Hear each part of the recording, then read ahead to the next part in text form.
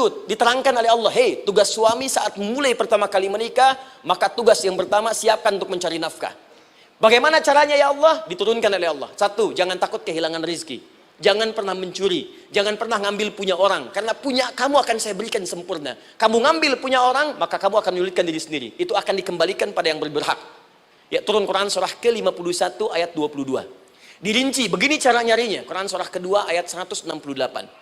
Kalau Anda ingin cepat baru bergerak, rizkinya sudah dapat. Quran surah kedua ayat 172. Ada yang dahsyat, dia belum keluar, rizkinya yang mendatangi dia. Jadi nanti di Al-Quran ada 8 jenis rizki. Di antara yang paling hebat, ada yang belum Anda datang, rizkinya sudah menjemput. Ada orang mendatangi rizki, ada rizki mendatangi dia. Contoh, Al-Imam Asy-Syafi'i sedang berdiskusi dengan Imam Malik, gurunya. Kata Imam Asy-Syafi'i, Syekh, rizki itu mesti saya cari dulu, baru kita dapat. Kata gurunya, ya Syafi'i, ada rizki yang cukup kita beramal dekat kepada Allah, dia akan datang tanpa kita cari dengan ikhtiar manusia. Kata Syafi'i, mustahil. Kata Quran kan kita kerja dulu, baru datang. Kata Imam Malik, gurunya, kamu yang belum sampai. Kita amalkan ini, rizki datang. Maka berhenti sampai di situ, Imam Syafi'i pamit. Di jalan tiba-tiba, beliau mendapati ada panen anggur, Pak, Bu. Terus dipanggil sama yang punya kebun. Ya, pemuda katanya, sini. Mau bantu nggak? Kalau kamu bantu, kami berikan anggurnya. Maka beliau bantu, panen, petik. Sampai setelah selesai diberikan anggur yang besar-besar, hanum. Senyum, senang beliau. Ternyata senangnya bukan karena dapat anggur. Senangnya karena merasa pendapatnya benar. Kalau saya nggak bantu panen ini, nggak akan dapat saya anggur.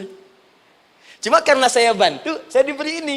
Maka rasa senangnya inilah dibawa kemudian kepada gurunya, ingin laporan. Tapi perhatikan adabnya. Dia tidak mengatakan, guru, nih saya benar. Kalau saya nggak ikut panen, nggak dapat saya ini. Perhatikan kalimat Asy-Syafi'i. Guru, tadi saya di jalan, dipanggil oleh pemilik kebun, ikut panen anggur. Begitu saya bantu, saya diberikan anggur ini. Beliau tekankan dengan kalimat yang kencang pada kalimat, begitu saya bantu, saya dapat anggur ini. Imam Malik tersenyum mengatakan, Masya Allah Syafi'i, luar biasa. Ini siang begitu panasnya. Tadi saya mau keluar ngajar, terfikir di benak saya, Allah, kalau ada anggur yang besar-besar, enak rasanya. Tiba-tiba kamu datang bawa anggur. Ini Imam Syafi'i kerja dapat sesuatu, Imam Malik terfikir sesuatu, datang rezeki. Itu ada di Quran surah ke-7, teman-teman, ayat ke-96, paling kanan sebelah atas di mushafnya. Baik, teruskan dulu. Ya, Anda dalam mencari kerja, ingat, kalau Allah yang sampaikan pasti terjadi. Jangan dikira mudah. Kata Allah akan ada persaingan, akan ada kadang-kadang singgungan, akan ada tantangan. Maka mulai petakan tantangan apa yang akan Anda lalui saat Anda mulai mencari nafkah itu. Maka turun Quran surah kedua ayat 214, paling kanan sebelah bawah. Am hasibtum an tadkhulul jannata. Hei, apa kamu mudah begitu saja mengira akan sukses dalam pekerjaanmu? Bahkan bisa diartikan surga, ingin masuk surga. Walamma ya'tikum mathalul ladzina khalau min qablikum. Sebelum engkau diuji seperti orang sukses dulu pernah sukses. Lihat mereka. Nggak ada orang sukses yang instan. Cuman balikan telapak tangan dapat, tidak. Kata Allah, lihat orang-orang dulu.